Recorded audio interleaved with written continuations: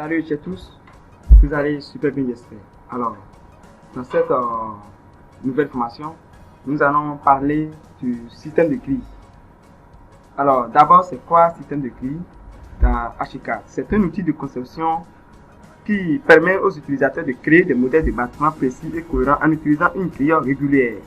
La grille est une structure de lignes horizontales et verticales qui divise l'espace de travail en sections égales, ce qui facilite la création de plans, de coupes et de vues en élévation. C'est un outil puissant qui permet de créer et de gérer des grilles structurelles et modulaires dans un projet architectural. Ils sont utilisés pour diviser l'espace en des sections données, ce qui facilite la disposition des éléments architecturaux tels que les murs, les fenêtres, les portes, les poteaux, les escaliers, les murs rideaux et plein d'autres choses.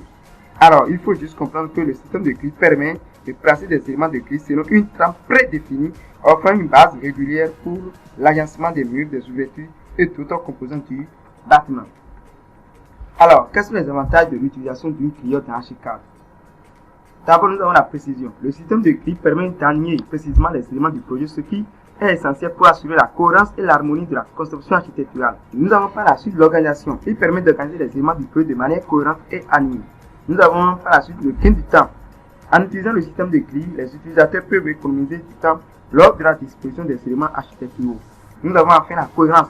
La grille assure la cohérence visuelle dans l'ensemble du modèle, ce qui facilite la compréhension et la communication des plans. Alors, où on peut trouver cette palette ou bien cette fenêtre du système de grille? Rapidement, vous venez dans le menu dessin, vous venez en bas, vous cliquez sur le système de grille et nous voici sur l'interface, d'accord, ou la palette du système de grille, option système de grille. Alors, cette fenêtre est divisée en 5 grandes rubriques clés, à savoir les paramètres généraux, éléments de grille, règles d'appellation, position de grille et les calques. D'accord? Vous voyez, ce sont les calques que nous venons de créer. Vous voyez les calques que nous venons de créer. Ce sont les calques qui se sont mis en même temps ici. Alors ici c'est marquant, ça qu'il n'y a pas de calque. On n'a pas encore sélectionné un calque. C'est à nous de sélectionner un calque pour notre système de grille. Donc, déjà nous avons les paramètres généraux qui sont répartis en deux parties. Nous avons le système de grille orthogonale et le système de grille radial. D'accord? Lorsque vous cliquez sur le celui de radial, vous pouvez choisir, d'accord, vous pouvez mettre une valeur pour l'angle externe de votre grille radial. D'accord? Alors ici, nous avons éléments aux intersections de lignes de grille. Là, nous avons les poteaux et les objets. D'accord? Nous avons les poteaux et les objets. D'abord, déjà, qu'est-ce que ça permet? Ça permet de placer les poteaux, les objets aux intersections des lignes de grille, d'accord? À ce niveau. Et bien de là, c'est quoi les poteaux déjà?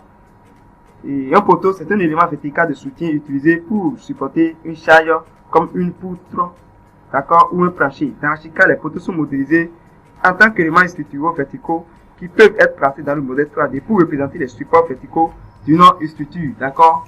À ce niveau, nous avons poutre par défaut sur une ligne de grille. D'accord, ici, nous avons les poutres. Et ça permet de faire quoi? Ça permet également de modéliser automatiquement les poutres sur les lignes de grille. D'accord?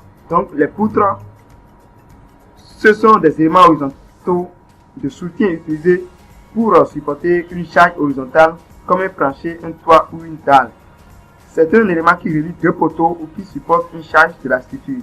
Dans Archicad, les poutres sont modélisés, d'accord, en tant qu'éléments structuraux qui peuvent être placés dans le modèle 3D pour représenter les supports horizontaux d'une structure. À ce niveau, nous avons les lignes de côte et la cotation entière, d'accord. Alors, les deux permettent non seulement de coter directement les éléments de grille.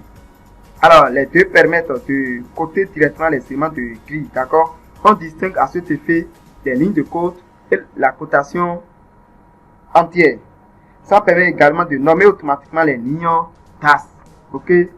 Alors, les lignes de côte, si on va les définir directement, les lignes de côte indiquent la distance entre deux points dans un dessin, généralement utilisé pour indiquer les dimensions d'un bâtiment ou d'une pièce. C'est une ligne dessinée sur un plan ou une élévation pour indiquer les dimensions d'un objet ou d'une partie de la structure. Dans ce cadre, les lignes de côte sont utilisées pour indiquer les dimensions des éléments du modèle 3D et peuvent être placées à des fins de documentation et de communication. Très bien. Alors, si on prend les cotations en pierre, elle fait référence à la représentation des dimensions complètes d'un objet ou d'une structure sans fraction ni arrondi. Elle indique la mesure exacte d'une dimension telle que la longueur, la largeur ou la hauteur d'un objet. Dans ce cas, les cotations entières sont utilisées pour indiquer précisément les dimensions des éléments du modèle 3D, ce qui est essentiel pour la précision et la conformité aux normes de la construction. Alors, après ça, nous avons les différentes réglages qui se sont associés à nos divers éléments, d'accord? On verra tout ceci dans la suite de la vidéo qui va suivre, d'accord? Après, nous allons conserver poteau ou poteau à périmètre de grille, vous laissez ça non coché, d'accord? Nous avons après élément de grille, et vous cliquez sur option élément de grille, d'accord? Lorsque vous cliquez sur option élément de grille, vous avez encore une autre fenêtre qui va s'ouvrir et qui va nous présenter encore d'autres options. Plan, coupe, façade, récapitulation, marquant, style de test vue 3D, d'accord? Nous avons ici le menu plan, nous avons ici le menu coupe façade, nous avons le menu récapitulation, menu marquant, menu style de test, menu vue 3D, menu classification et propriétés et les calques, d'accord? Ok. Alors à ce niveau, nous avons l'extension, nous avons point d'ancrage, nous avons la marque de notre grille, d'accord? Alors, échelonnage automatique des marques de grille sur vos champs, d'accord? Vous laissez ça non coché comme ça, non coché, d'accord? Nous avons après la récapitulation. À ce niveau, soit vous allez personnaliser votre récapitulation ou bien vous allez générer les noms automatiquement, d'accord? Sur grille horizontale et sur grille verticale, d'accord? À ce niveau, nous avons les positions de grille, c'est ce qui est très important dans le système de grille et c'est ce qui compte beaucoup au niveau du système de grille, d'accord? Nous avons les positions de grille. Donc ici, il s'agit des mesures que vous allez mettre sur la ligne horizontale de votre projet, d'accord? Et sur la ligne verticale, d'accord? La ligne verticale de votre projet, ligne horizontale de votre projet, d'accord? Soit vous allez opter pour la distribution, d'accord? Là, c'est automatique, d'accord? Soit vous allez opter pour la non-distribution, c'est vous-même, vous allez mettre vos mesures, bien vos distances. Donc, de façon générale, c'est la présentation du système de grille. Je pense qu'on va voir dans la vidéo suivante une explication plus ou moins claire et détaillée de cette fenêtre dédiée à l'option système de grille. Alors, c'est tout pour aujourd'hui. Je pense que cette vidéo vous aura été très utile encore. On se dit à la prochaine et à très bientôt.